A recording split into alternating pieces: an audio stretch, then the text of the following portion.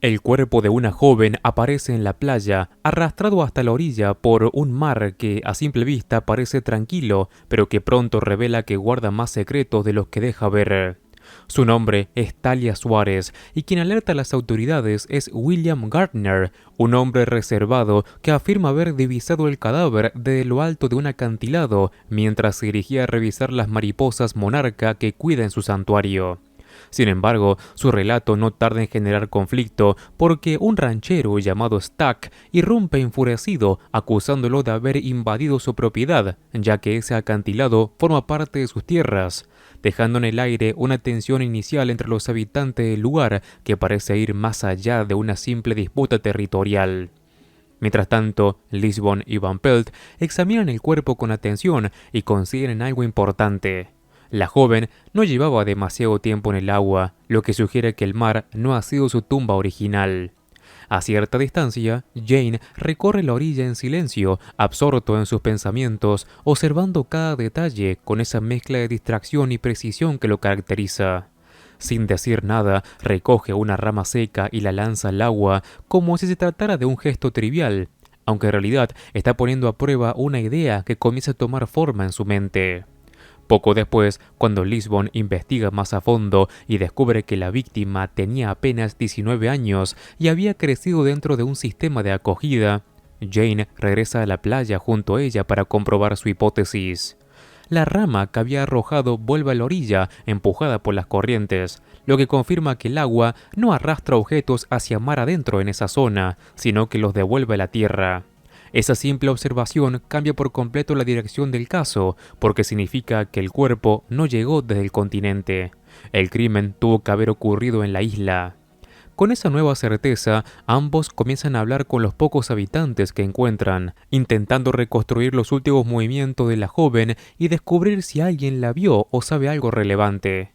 Sin embargo, la investigación da un giro más oscuro cuando Lisbon recibe una llamada con los resultados de la autopsia. Talia no murió ahogada, ya que no había agua en sus pulmones, lo que descarta el mar como causa directa de su muerte. En su lugar, los forenses determinan que fue asesinada mediante un fuerte golpe o presión que la aplastó, y además fue víctima de una agresión sexual. Aunque se logra recoger ADN, este no coincide con ninguna muestra en la base de datos, lo que complica aún más el caso y refuerza la necesidad de obtener respuestas directamente de los habitantes que hay en la isla.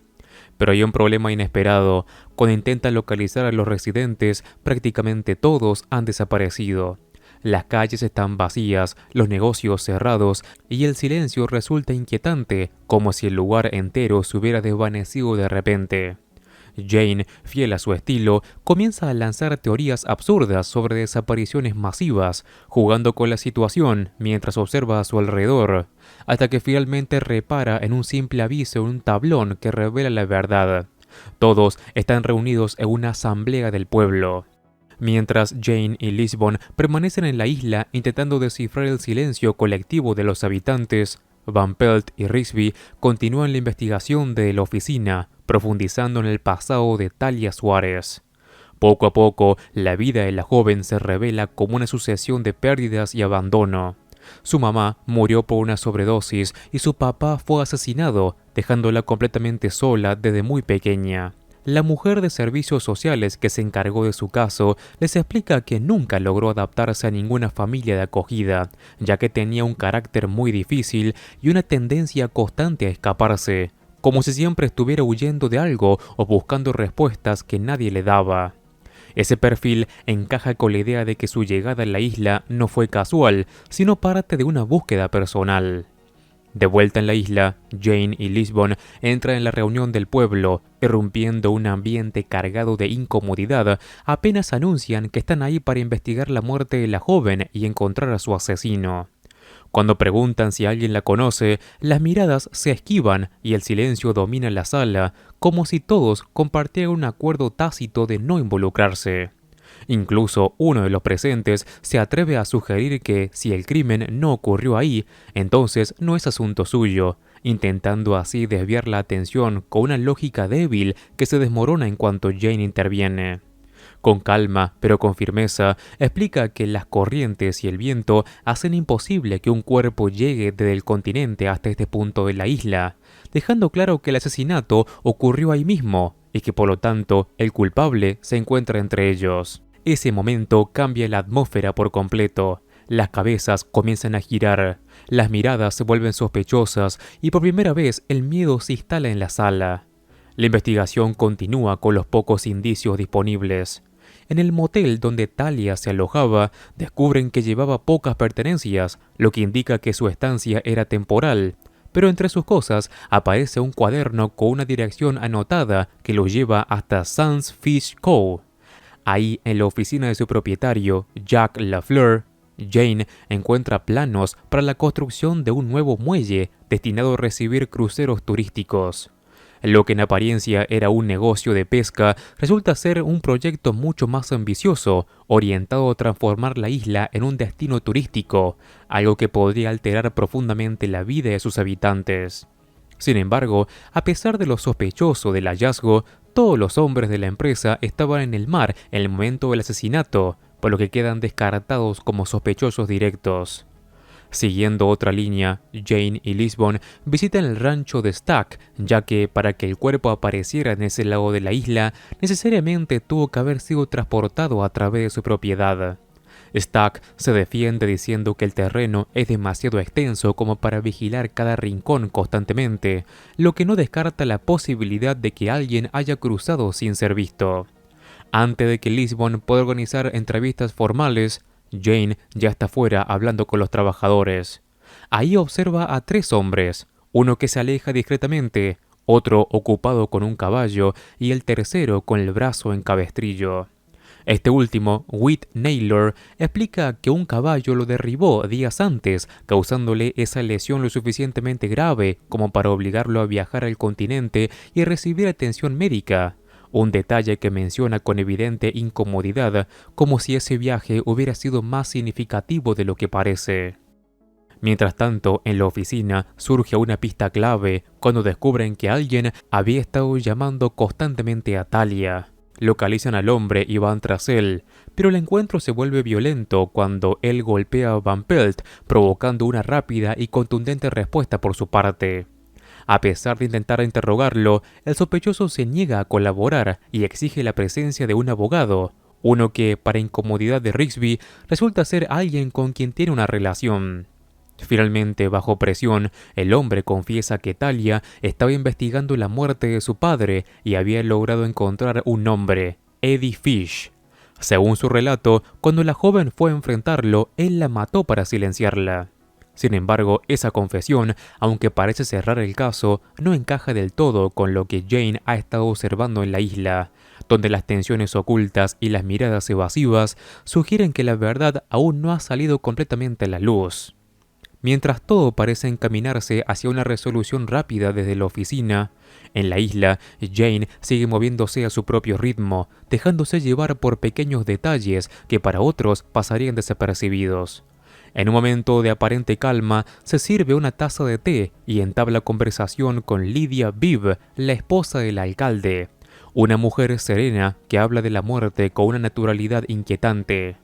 Ella le cuenta que, como parte de una tradición local, arrojó una flor al mar en honor a Talia, un gesto simbólico que, según dice, le permitió sentir que le daba algo de paz a aquella joven. Jane escucha con atención, percibiendo en sus palabras algo más que simple compasión, como si toda la comunidad compartiera una forma muy particular de procesar lo ocurrido. La conversación se interrumpe cuando Lisbon lo llama para informarle que han descubierto lo que Talia estaba buscando, el pasado de su padre. El expediente revela que fue asesinado brutalmente, apuñalado 18 veces por un adicto a las drogas, que luego huyó con una gran suma de dinero, suficiente para cambiar su apariencia y desaparecer. Ese hombre era Eddie Fish. Con esa información, Lisbon decide regresar de inmediato a la isla, convencida de que están cerca de cerrar el caso, aunque Jane, en lugar de apresurarse, le asegura que ya tiene un plan en marcha. Ese plan comienza con una visita a William Gardner, a quien Jane le comenta casi como si fuera un rumor sin importancia que Jack Lafleur planea construir un muelle para atraer turistas. La reacción de Gardner es inmediata. Preocupado por el impacto que eso traería en su santuario de mariposas, se marcha apresuradamente diciendo que debe hacer algunas llamadas. Jane observa su reacción con atención, como si acabara de confirmar una sospecha más profunda. Cuando Lisbon regresa a la isla, se encuentra con que Jane ya ha difundido la noticia por todo el pueblo, provocando la convocatoria de una reunión de emergencia. Todos los habitantes vuelven a reunirse, esta vez con una tensión aún mayor, mientras se preparan para discutir el nuevo supuesto proyecto que amenaza con cambiar su forma de vida. En medio de ese ambiente cargado, Jane toma la iniciativa y con una aparente excentricidad más, les pide a todos que dejen sus tazas de café usadas sobre una mesa al fondo de la sala. Aunque desconcertados, acceden, y luego regresan a sus asientos sin entender del todo el propósito. Entonces Jane revela la razón: huellas dactilares. La sala estalla en caos, todos hablan al mismo tiempo. Se levantan, exigen recuperar sus tazas, indignados por lo que consideran una maniobra ilegal. En medio de ese desorden, una reacción destaca por encima del resto.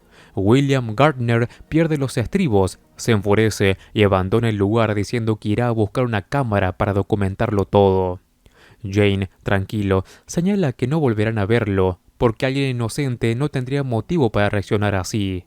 Y tiene razón. Gardner es arrestado poco después, no por la muerte de Talia, sino por el asesinato de su padre, confirmando que él era en realidad Eddie Fish, el hombre que había cambiado de identidad para ocultar su pasado.